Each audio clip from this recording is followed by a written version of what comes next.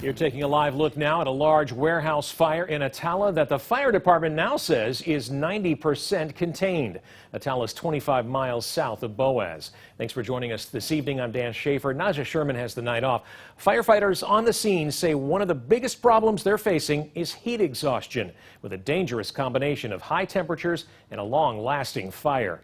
We're bringing you team coverage tonight of both those elements, the fire and the record-breaking high temperatures. Meteorologist Rob Elvington is in the Storm Tracker Weather Center with more on that. But we begin tonight with Way 31's Stephen Dilsizian. He joins us live in Attalla in front of that burned-out warehouse with how long this fire has been going. Stephen? Yeah, Dan, that's right. Just behind me is the warehouse where minutes ago there were plenty of visible flames inside the warehouse, but the Attalla Fire Department has really gotten things under control, removing and taking out a lot of the visible flames from inside. I want to go behind the camera right now to show you a little bit more of this scene that is still active and ongoing at this point in time for easily more than 24 hours. Now I'm going to try and zoom in a little bit inside the warehouse because there are still some visible flames. You can see right there some flickers of light that crews are still working to get out. Now, I talked with the Attalla Fire Department earlier. They believe this fire won't be completely out anytime soon either.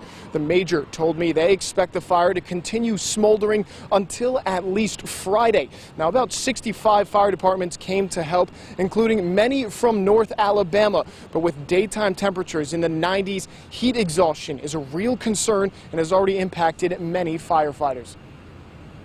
You're in your bunker gear for the most part, and it's very stressful on the body, but we know the conditions are going to be like this, so we stay hydrated as much as we can. Sammy Scott is a Boaz firefighter and is one of more than 300 firefighters from around the state fighting the flames in Attalla. He says a long-lasting fire and high temperatures has taken a toll, and heat exhaustion is a concern. So they take as many breaks as they can.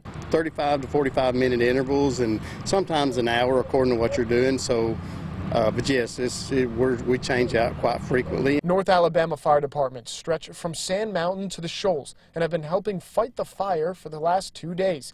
Their hard work is paying off. The Attalla Fire Department says they believe they have the fire contained and don't need the help from as many fire departments anymore. But the fire department says the flames aren't going out anytime soon because of how difficult and unsafe it is to even reach them. Majority of the fire is in the center of the building, and with the roof collapsing on top of the materials that's in there, it's too dangerous to send firefighters actually into the building to get to the fire. Attalla Fire says more than a dozen firefighters have been treated for heat exhaustion. On Tuesday, a rest area was set up with air conditioning and water for crews to take frequent breaks. Scott says they've taken a different strategy to fighting the fire to stay safer. I think yesterday they said they had several that got IVs and stuff, so, but today I don't think they had as many, so maybe they learned a little lesson yesterday and maybe took more frequent breaks. Now, the Boaz Fire and Rescue team tell me they don't expect to be back out here at the scene tomorrow, only unless the Attalla Fire Department asks for their help.